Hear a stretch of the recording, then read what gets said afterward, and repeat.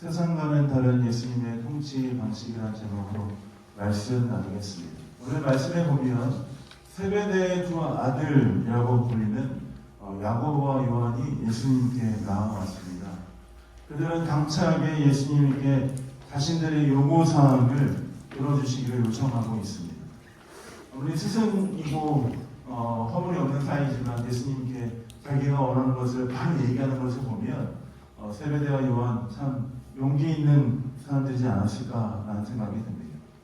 병행 구절인 마태복음에 보면 세베대의 두 아들의 어머니와 함께 나와왔습니다. 어머니가 예수님께 나와서 예수님께 요청하는 장면이 나오는데 마태복음과 마가복음을 종합해서 보자면 어머니나 아들 둘이나 다 같은 입장으로 예수님께 이야기를 하고 싶어서 이렇게 예수님께 나왔다라고 생각이 듭니다. 그들은 예수님의 능력과 위엄, 놀라운 역사를 행하시는 것들을 바라보면서 그분의 위대하심이 드러났던 것을 종합해 볼 때 예수님은 분명 범인이 아니구나. 대단한 분이시구나. 아마 유대인들이 그토록 기다렸던, 우리가 기다렸던 이스라엘의 메시아가 아닐까? 우리를 구원할 자가 아닐까? 하는 그 확신을 가지고 예수님께 나와왔습니다. 그리고 예수님께 자신들의 이야기를 들어주시기를 간청하며 나아왔습니다. 그래서 그들은 누구보다 빠르게 남들과는 다르게 예수님께 나와서 자신들의 요구사항을 이야기하려고 준비하고 있었습니다. 그들의 모습을 보고 예수님께서는 무엇을 해주기 원하는가? 라고 그들에게 물어보았죠. 예수님께서 말씀하시고 여쭤본 그 질문에 그들의 요구사항은 간단하다라는 것들을 말씀을 통해 볼 수 있습니다. 37절에 보니까 여짜오되 주의 영광 중에서 우리를 하나는 주의 우편에 한 명은 주의 좌편에 앉게 해주십시오. 그들은 예수님이 이제 왕으로서 메시아로서 통치하실 것들에 대해서 기억하고 기대하면서 누구보다 빠르게 먼저 그 자리를 선점하려고 우편과 좌편에 앉혀달라라고 예수님께 요청하고 있습니다. 그 당시에 예수님을 유대인을 중심으로 메시아를 기다리는 많은 사람들, 그들의 그 모든 것을 봤을 때 예수님 분명히 이스라엘을 회복하실 메시아가 확실하다라는 생각을 그들은 했던 것 같습니다. 왜 그러냐면 다윗의 후손으로 왕권을 줄 만한 분이시며 또한 놀라운 기적과 이사를 행하면서 많은 사람들이 예수님을 따라다닐 뿐만 아니라 또한 구약에 예언된 메시아에 대한 모든 말씀들을 이루며 오신 그 예수님을 보면서 어떻게 그들이 가만히 있을 수 있겠습니까? 가장 먼저 가서 이야기했습니다.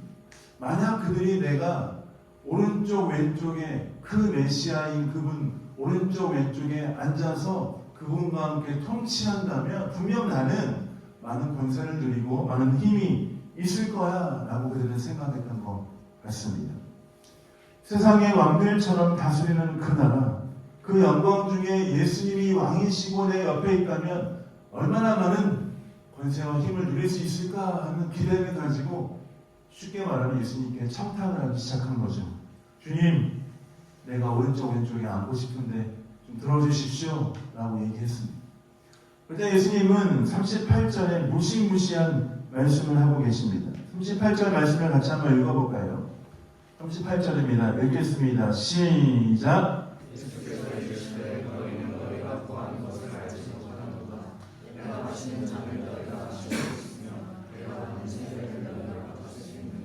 예수님은 두 제자들에게 너희는 너희가 구하는 것이 무엇인지 알지 못한다 라고 말씀하십니다. 단정되어서 네가 지금 나에게 말하는 게 너희 무엇인지 모르는구나. 내가 마시는 잔을 너희가 마실 수 있느냐? 내가 받는 세례를 받을 수 있느냐? 라고 예수님 물어보기 시작하십니다. 잔과 세례라는 것은 세례와 성찬을 의미합니다. 세례와 성찬을 행하였던 초대교회 사람들이 듣기에 예수님이 말씀하신 이 잔과 세례는 분명 알아들 수 있는 익숙한 용어였습니다. 마가복음이라는 이 성경은 로마에서 고통당하는, 박해당하는 성도들을 위해 쓰여진 이 책이죠.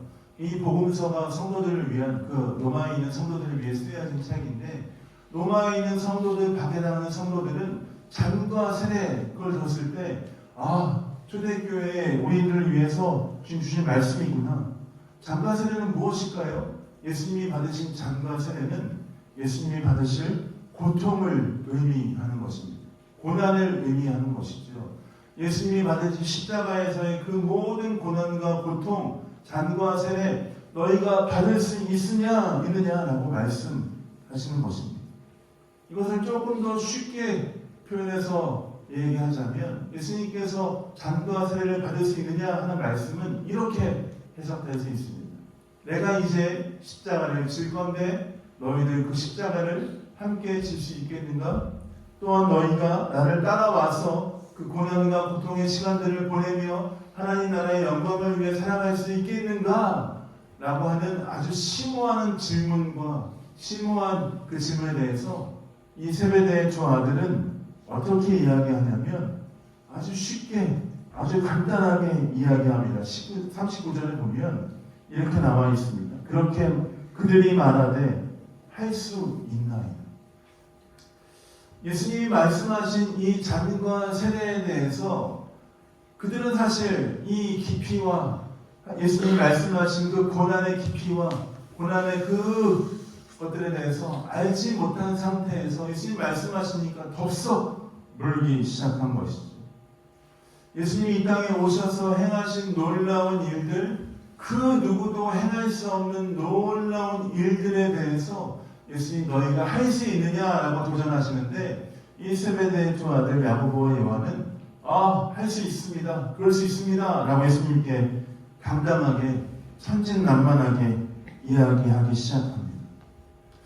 근데 여러분 생각해 보십시오. 세베대 아들이 이 대답을 했을 때 예수님 물어보신 대답을 했을 때 예수님의 십자가를 지시기 전이었죠. 알지 못하니까 그들이 쉽게 이야기할 수 있는 것 같습니다. 무식하면 용감하다고 알지 못하니까 그냥 할 수 있습니다 라고 천진난만하게 대답한 것은 아닐까라는 생각을 하게 됩니다. 뒤에 이어서 39절 40절 말씀에 예수님께서 그러면 어떻게 살아가야 될 것인가, 너희가 어떤 삶을 살 것인가, 내가 할 수 있습니다 하는 그들에 대해서 예수님 어떻게 대답하시는지 한번 읽어보면 좋겠습니다. 39절에 예수께서 이르시되부터 같이 한번 읽겠습니다. 시작. 예수께서 이르시되 너희는 내가 마시는 잔을 마시며 내가 받는 세례를 받으려니와 내 좌우편에 앉는 것은 내가 줄 것이 아니라 누구를 위하여 준비되었든지 그들이 얻을 것입니다. 예수님은 제자들에게 말씀하십니다. 분명 너희가 잔과 세례를 받기는 하겠다. 그렇지만 주님의 좌우편에 앉는 것에 대해서는 당장 허락되지 않는다라고 말씀하십니다. 준비된 자들이 받을 것이다 라고 말씀하시죠. 즉 예수님께서는 그들이 알고 있으나 모르나 이렇게 예언적으로 말씀하시는 것입니다. 너희가 이제 잔과 세례를 받을 것이다.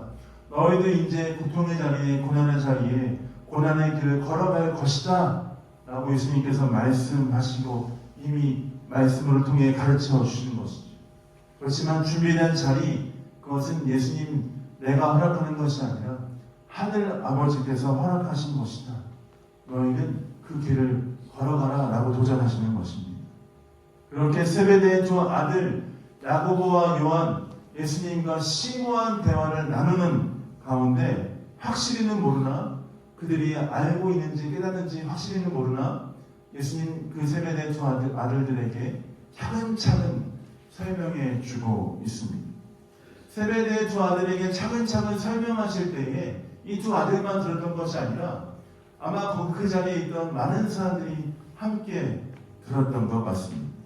근데 여기서 세베대의 두 아들에게 말씀하시는 것을 보면서 놀라운 반응들이 일어나는 사람들이 있습니다. 그것은 누구냐면 예수님의 나머지 10제자들이었습니다. 41절에 보니까 10제자들이 야고보와 요한을 뺀 나머지 10제자들이 듣고 어떻게 하냐면 그들은 요한과 야고보에 대해서 화를 냈다라고 이야기합니다. 아마 야고보와 요한이 예수님께 청탁하는 장면을 보면서 아마 그들은 그렇게 생각하지 않았을까요? 야, 우리가 예수님을 함께 열심히 따라다녔는데 저 상도덕도 없는 놈들, 녀석들, 지네들이 먼저 가서 얘기하는 거야? 아, 뭐야? 하면서 짜증이 난 상태에서 야고보와 요한에 대해서 화를 내지 않았겠습니까? 이 화를 내는 장면을 보면 확실히 알 수 있는 것이 있습니다. 세베대와 요한도 깨닫지 못했지만 나머지 10 제자들도 예수님이 뭐라고 말씀하시는지 확실히 모르는 상태에서 그들은 예수님 말씀을 듣고 있다는 것입니다. 예수님이 잘 설명했지만 듣기는 들어도 그들이 깨닫지 못하는 참 어리석은 상태에 있는 것을 우리가 확인할 수 있죠. 그런 제자들을 보시며 예수님 42절, 44절 말씀을 통해서 조금 쉽게 그 삶을 살아가는 것이 무엇인지 가르쳐주고 계십니다.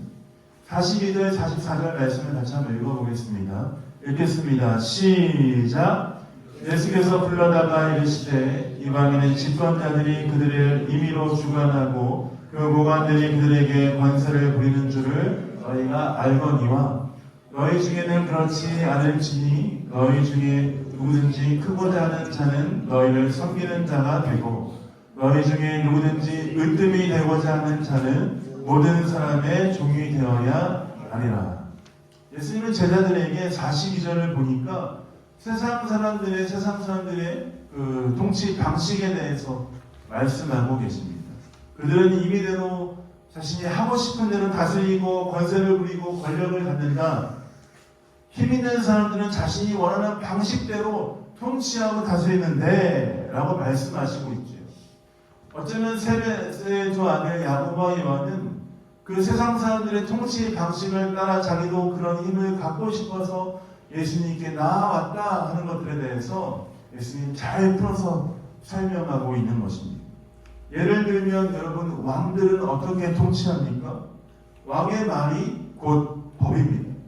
그 당시에 권세 있는 자들은 어떻게 통치합니까? 자신이 하고 싶은 대로, 자신의 생각대로, 자신이 어떻게 하면 많은 이득을 가질 것인가 라는 생각하면서 자신이 하고 싶은 대로 통치하는 것이 세상 사람들, 세상 왕, 그들의 통치 방식이다라고 이야기합니다. 힘 있는 자들은 그렇게 부를 축적하고 권세를 누리고 많은 사람들을 통치하고 있다.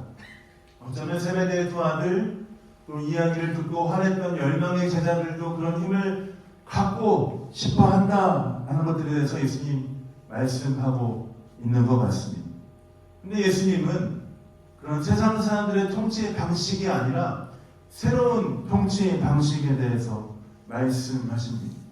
세상 사람들은 그렇게 살아가고 그렇게 힘을 얻고 임의대로 권세를 누리고 살아가지만 너희는 그렇게 살면 안 된다. 너희 중에는 그렇지 않을지니 43절 초반절에 너희 중에는 그렇지 않을지니 라고 말씀하십니다. 너희는 그렇게 살아가서는 안 된다. 세상 사람들처럼 너희는 그렇게 통치해서는 안 된다. 너희 사랑하는 제자들아, 너희들아, 백성들아, 하나님의 백성들아, 너희는 그렇게 살지 말아야 된다 라고 말씀하시며 예수님 새로운 통치 방식에 대해서 가르쳐 주고 있습니다. 누구든지 큰 사람이 되고 싶은가? 섬기는 자가 되어야 한다. 누구든지 으뜸이 되고 싶은가? 가장 먼저 나아가는 사람이 되고 싶은가? 너희는 섬기는 자가 되어야 한다 라고 예수님 말씀하고 계시죠. 아마 제자들은 예수님의 이 말씀을 듣고 정신이 번쩍 들었을 것입니다. 충격을 받았을 것입니다. 어쩌면 좀 반응이 느린 친구들은 예수님 말씀하시는 것이 무엇인지 깨닫지 못하며 멍한 상태로 있었겠죠. 화내고 싸우며 자리를 탐하며 서로 내가 높은 자리에 올라가겠다 했던 그 제자들의 마음에 예수님 강하게 일침을 가하시는 것을 들으며 그것들을 깨닫는 사람 있었을 수 있지만 그 말씀을 들으면서 과연 이게 무슨 말씀인가 하는 생각을 가진 제자들 그런 제자들을 보시며 예수님은 자신이 이 땅에 왜 오셨는지, 자신이 어떠한 자의 모습으로 오셨는지에 대해서 조금 더 명확하게 가르쳐 주시고 설명하고 있습니다. 너희는 그렇게 살면 안 된다 라고 말씀하시며 자신이 오신 이유와 자신이 하시는 통치의 방식에 대해서 가르쳐 주고 계십니다. 그것은 45절 말씀입니다.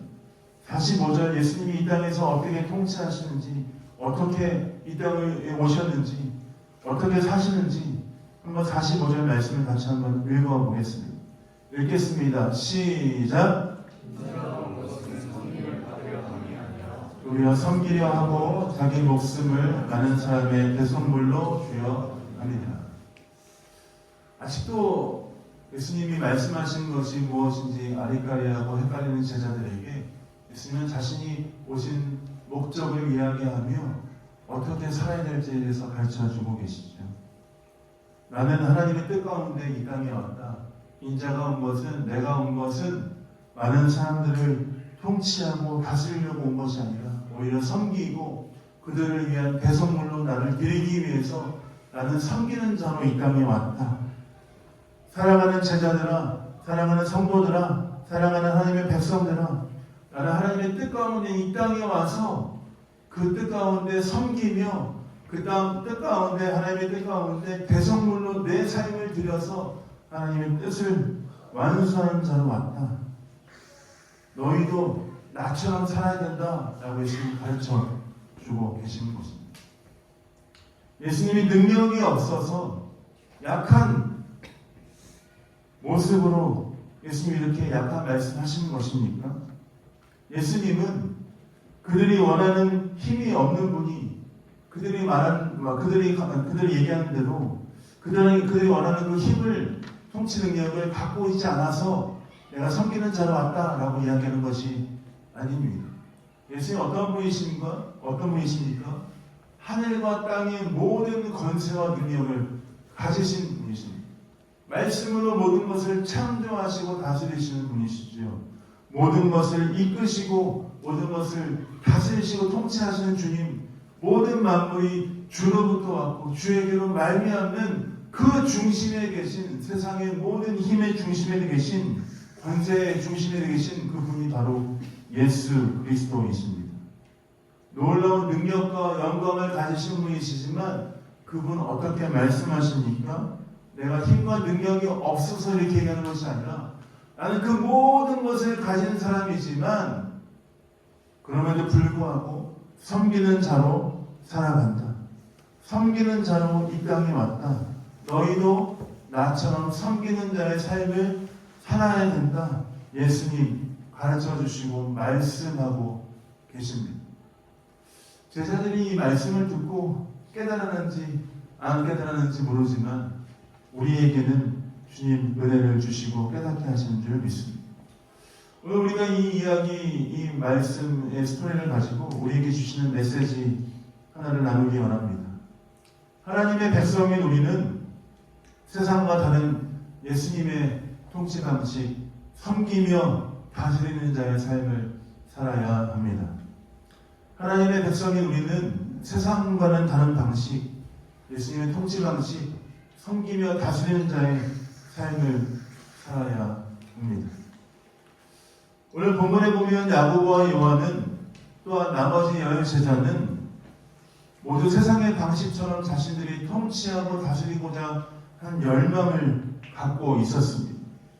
그런데 예수님은 그런 자들에게 정중하게, 그런 자들에게 도전하며 말씀하시지요. 너희는 그렇게 살면 안 된다. 너희는 그렇지 않을지니 라고 말씀하시며 먼저 섬기는 자의 삶을 살아야 된다라고 말씀하십니다. 통치, 권세에 대해서 생각해 보면 우리는 보통 세상에서 말하는 방식들을 따르기 원합니다. 통치자의 위치에 있다는 것, 큰 권세와 힘을 누린다는 것, 그것처럼 내가 많은 사람들을 위해 군림하고 싶고 내가 가진 권세와 능력으로 나의 생각으로 무언가를 이끌어가고자 하는 그 마음들이 많지요.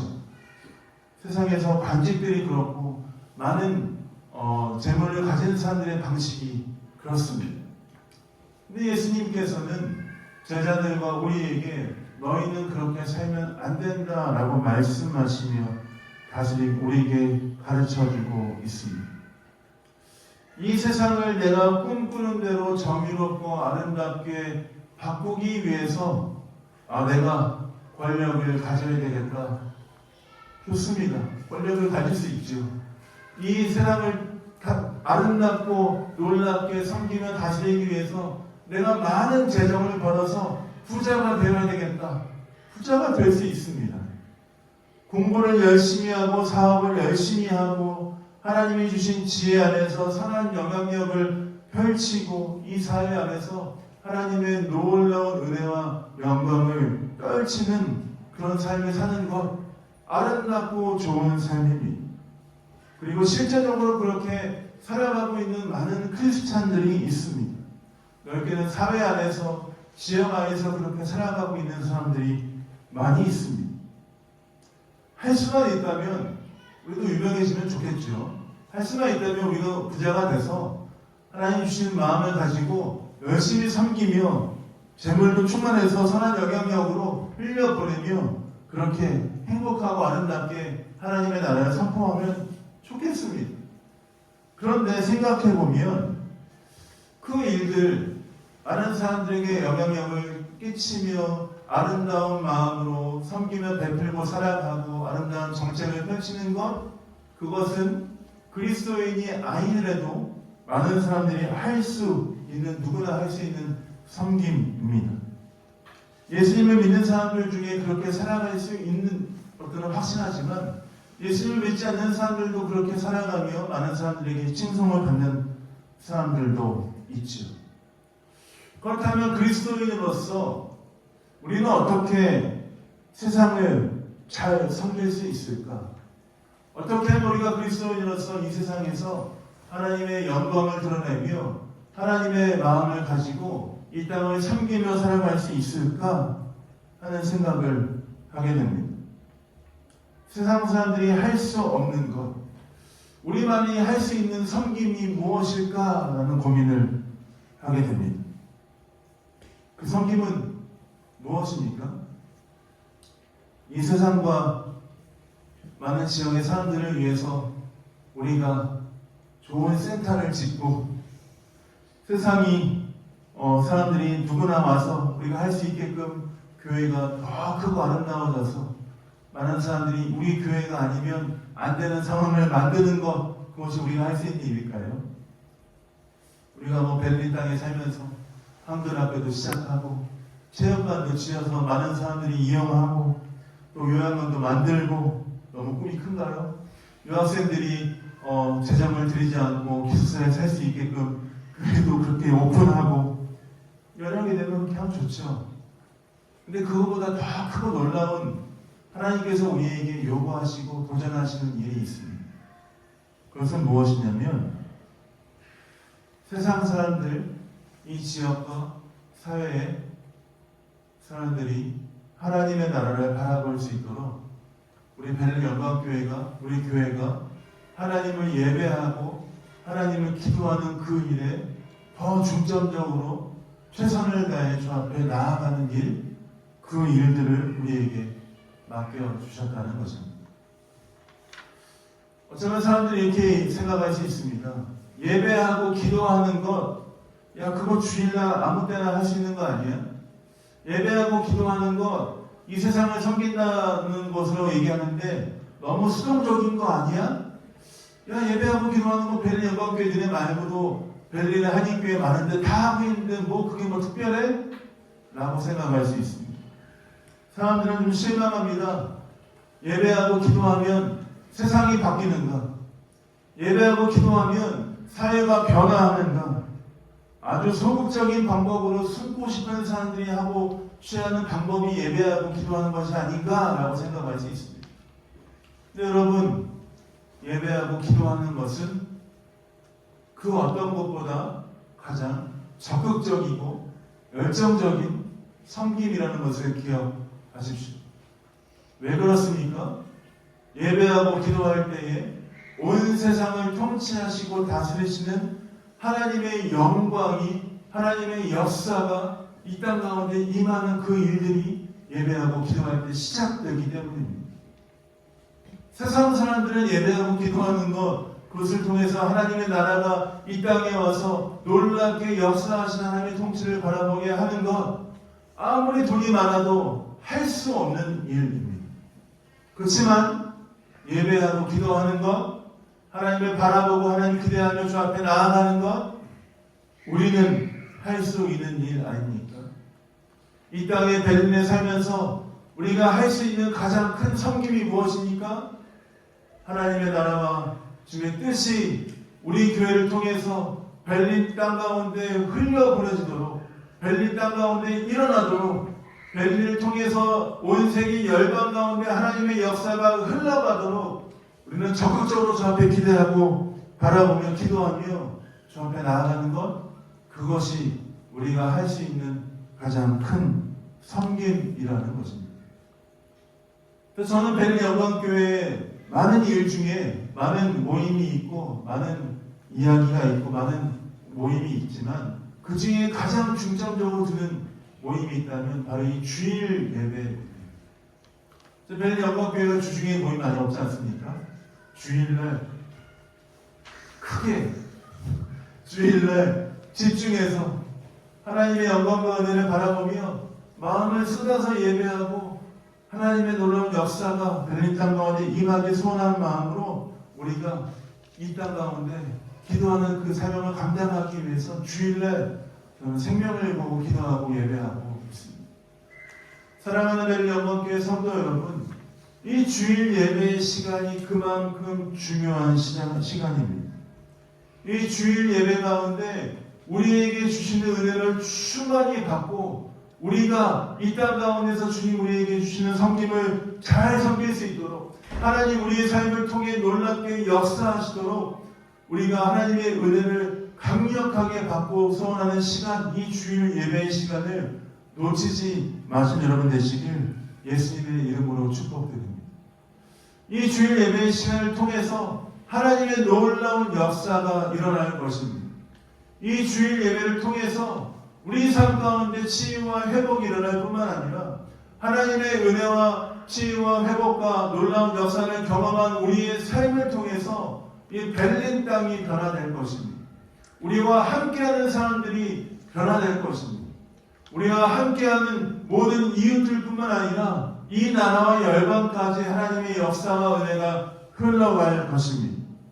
우리의 기도가 작은 것 같지만 우리의 기도를 들으시고 역사하시는 하나님의 놀라운 손길이 열방 가운데 흘러갈 것입니다. 이 세대가 어둡다라고 얘기합니다. 하나님 주님의 빛을 들고 나아갈 사람들을 찾고 계시지요.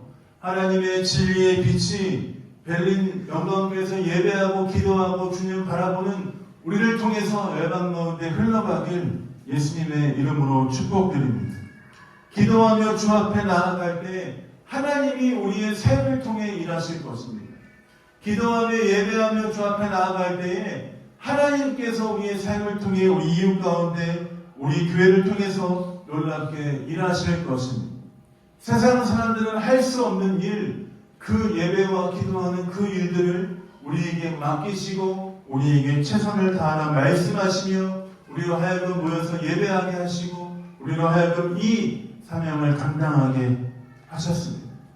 그렇다면 우리는 어떻게 해야 되겠습니까? 주일날 최선을 다해 예배하고 최선을 다해 기도하고 하나님 우리 삶 가운데 무엇을 말씀하실 것인지 집중해서 주 앞에 주의 음성을 듣기 소원하며 주 앞에 머물러 있고 하나님의 은혜와 영광이 무엇인지 그 은혜와 영광이 없으면 우리가 살아갈 수 없음을 고백하며 이 주일 예배에 생명을 걸고 주 앞에 나아가야 합니다. 하나님의 역사와 은혜가 우리 교회 놀랍게 일하실 때, 우리 삶 가운데 일하실 때에 가정이 변화될 뿐만 아니라 이 놀라운 사회와 열방이 변화될 줄 믿습니다. 세상 사람들과는 다른 통치 방식으로 우리에게 도전하시고 말씀하고 있습니다. 하나님을 구하고 하나님을 바라보고 그 영광을 바라보고 나아갈 여러분 되시길 예수님의 이름으로 축복드립니다. 말씀을 마무리하겠습니다.